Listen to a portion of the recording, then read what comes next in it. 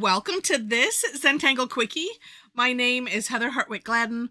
I'm a certified Zentangle teacher, and today we're going to take a look at the tangle Behaven from Indrani Novello.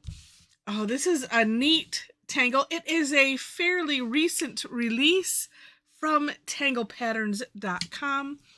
You will find a link to that in the description section, as well as to my version of the step outs, and there's other info that we'll chat about later. All right, so yeah, this is a neat one. And let's see. Okay, I'm going to put a little border in. This is one you don't have to. So it could be a grid pattern if you wanted it to be, but it doesn't have to be.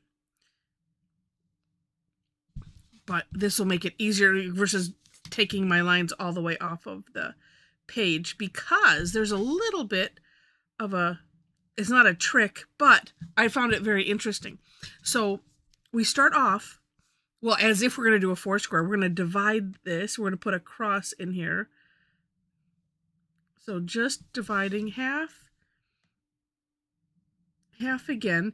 Now, if you did this without the grid lines, of course, you don't have to have it mate the grid lines because there aren't any grid lines. But interestingly, we're going to cross through it. We're basically making an asterisk. And usually it seems like when I do it, we have a tangle that uses this, the lines are kind of even. This one, no.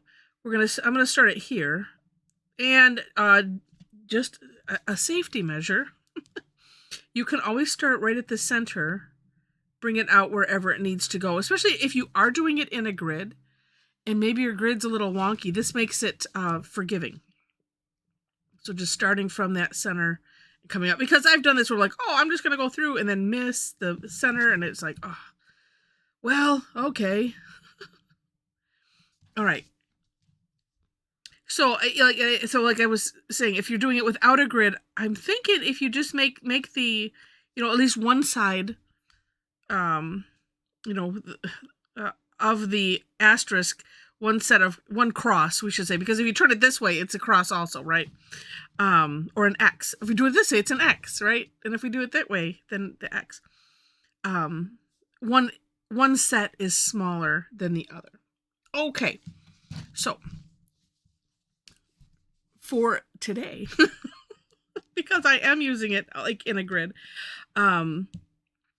the first one that I did, the longer ones, going to the edge, we're going to put a thin seed shape, which is curved line going one direction, and we're going around that line, right? The spoke.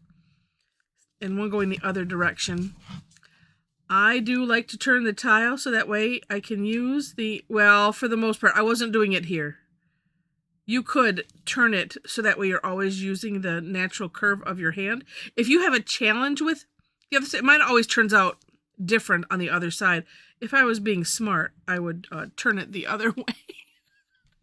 So that way I'm always using that curve. But if you have a challenge with seed shapes, just give that a try. I mean, it means you're flipping your tile a lot, but the results will be worth it for sure.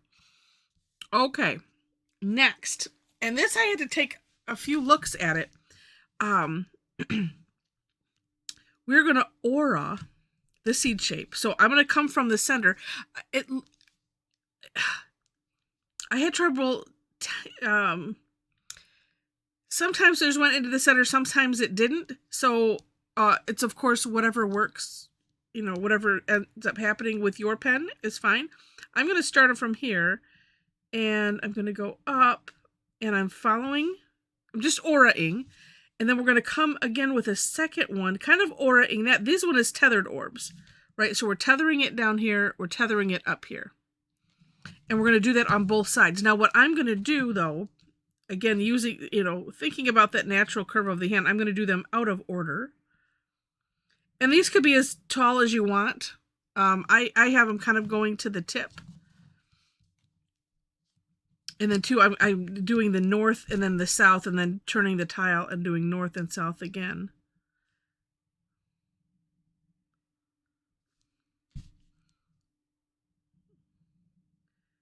And well, for the most part, I'm okay working away from myself or towards myself. Some people are just, it's always has to be one way or the other. And so just work with yourself however your hand likes to work. Let it work. It's, the argument with the hand is, just don't even go there with it. Let it win. It's okay.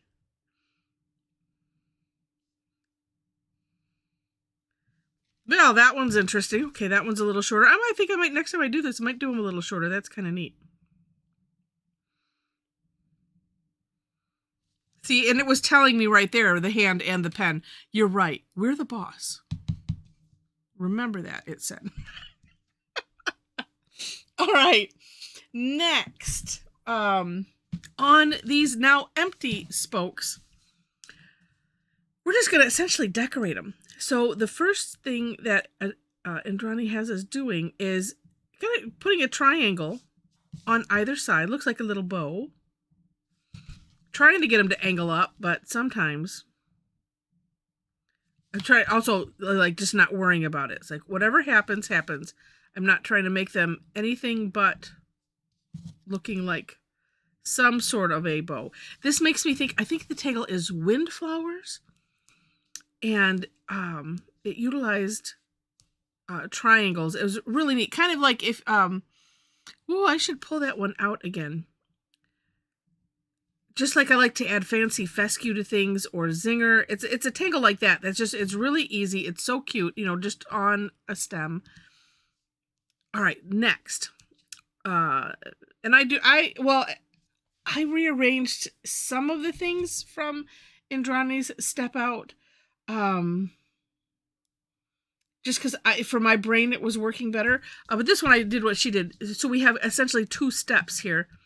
So on the end, we're going to put an orb. We'll just do that first.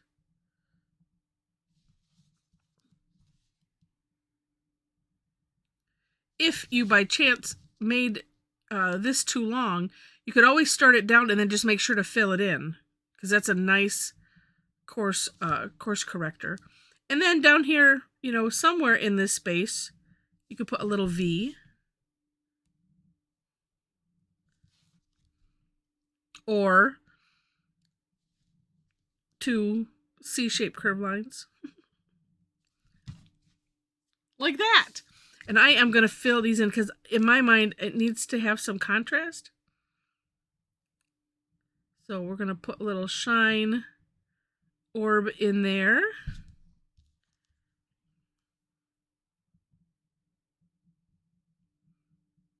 was thinking about those little triangles, little ties, and I'm thinking, what can I do with that? And then other reason for taking a look at for more inspiration link to look at Indrani's work from her hand. And that would be to take a look at the samples, because they're just really, really neat. And I believe, let me look at it again, and the inspiration too, because I think that's always interesting. Oh yeah, on her sample that's below, below the Step Out, you have to scroll down a bit. Her sample on the Step Out is without a grid, so that way you can kind of see that. And you know what? And looking at hers, okay, never mind what I said about how long these are. It's whatever happens. It's fine. But if you are doing it in a grid, you want it to be a little bit smaller, so that way you can fit the orb in and not have that line coming all the way to the end. So there we have it. Clarification on that. Okay, and I think because I just want to, let's put little wispy lines in the triangles. I like that. I always have to do it this way. It's like a flick of the wrist a little bit. I did the one, I'm like, that's just not comfortable at all. All right, now let's do some shading. And, okay, so here's some other thoughts of things that you could do. Ooh, maybe I should. Okay, maybe I will. I'm going to start with the center seed shape and just do, with the graphite, do some shading. But I'm thinking I might fill in these, still leaving shine. And the nice thing is you get to do whatever you want. On my version of the step out, I did this same kind of shading, kind of putting it on both ends, having it work towards the middle. Oh, I don't know. Now I'm debating. Well, let me do this first. Because really, as I'm thinking about it now, oh, that's neat. Because I was thinking it kind of differentiates these, but let's go ahead and do what I'm thinking. All right. Oh, and which pen shall I use? Is this the broken one? Maybe it is. Okay. So I'm going to do a little scribble here. Because that's where the shine's going to go. And actually, I could do that. Let me do that with all of them. And then flip to the Graphic 1 pen. And doing the shading first is like, oh, well, I could just line these right up here. Yeah. All right. And the nib on this pen, I bent it, so I save it for things like filling in and stuff like that. Oops, I missed one. If you were yelling at me. You missed one, you missed one. Thank you.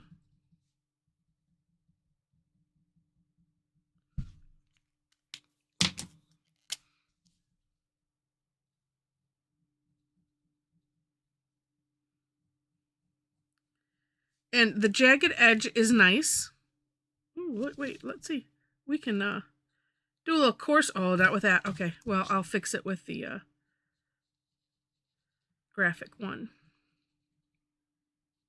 I like leaving the shine part jagged because to me it adds something versus it being just straight across or something like that. And you could always come back and add, carefully add, some extra jaggedy lines in there.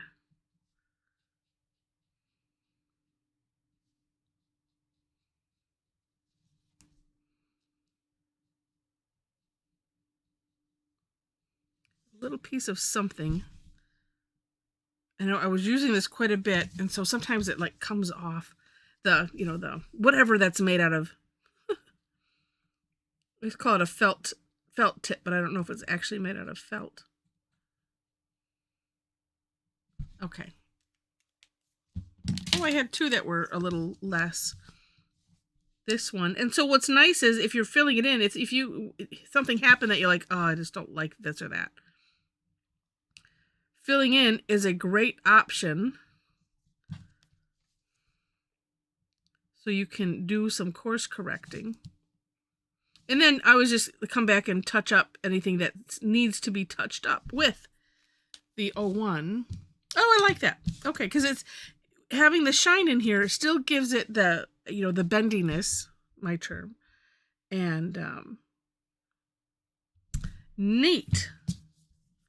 But let's put a little, I'm just going to use what's left on the Tortillion here.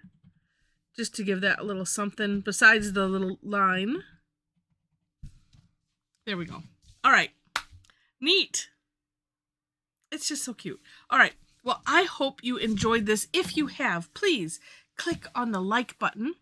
And if you liked it enough to see more, would love to have you be a subscriber to the channel. In the description section, I mentioned the links to the step outs. Below that is the something else that I said I would mention later. Going with the, if you really liked, if you enjoyed this and you want to connect, below the links to the step outs is my link tree.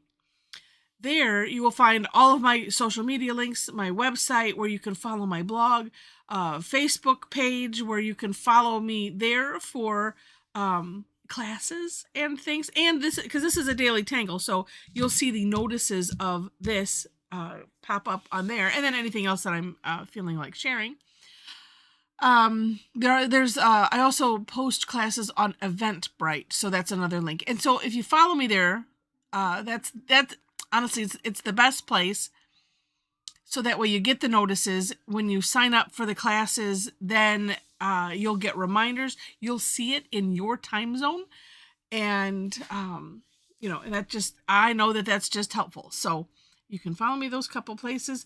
By the way, the classes I teach, a lot of them are free. I do have a few that are that have a fee. Thursday, I do it backwards order.